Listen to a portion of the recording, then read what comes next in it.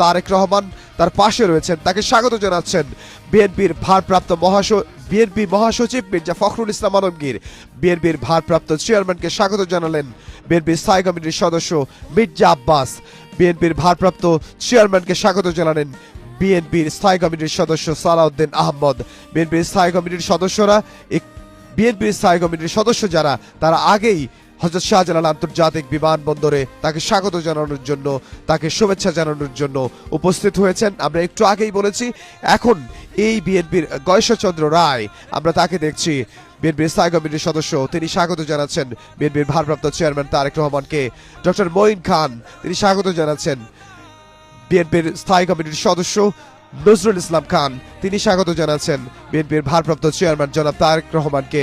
এবং আমরা দেখতে পাচ্ছি আমির খসরু মাহমুদ চৌধুরী, তিনি স্বাগত জানাচ্ছেন বিএনপির ভারপ্রাপ্ত চেয়ারম্যান জনাব তারেক রহমানকে। বিএনপির স্থায়ী কমিটির সদস্য যারা রয়েছেন, তারা হযরত শাহজালাল আন্তর্জাতিক বিমানবন্দরে এসে পৌঁছেছেন এবং তারা সেখানে মেজর হাফিজ, তাকে আমরা দেখতে পাচ্ছি, এবং বিএনপির সিনিয়র যুগ্ম মহাসচিব রুহুল কবির রিজভী, তিনি স্বাগত জানাচ্ছেন। আমরা দেখেছি যারা রাজপথে ছিলেন, রাজপথের নেতৃবৃন্দ, বিএনপির স্থায়ী কমিটির সদস্য, তাদেরকে আমরা দেখতে পাচ্ছি বিএনপির ভারপ্রাপ্ত চেয়ারম্যান জনাব তারেক রহমান তাকে স্বাগত জানাচ্ছে, তার সঙ্গে করমর্দন করছেন।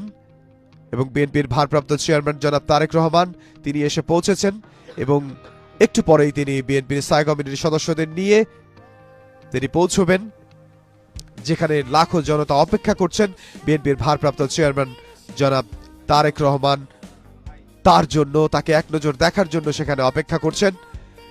আমরা এখন সরাসরি দেখতে পাচ্ছি যে চিত্রটি, এবং আমরা দেখতে পাচ্ছি যে আত্মীয় স্বজন যারা রয়েছেন, বিএনপি চেয়ারপারসন বেগম খালেদা জিয়ার যে বোন ব্রিগেডিয়ার জেনারেল শামস, যিনি নিরাপত্তার দায়িত্বে আছেন এবং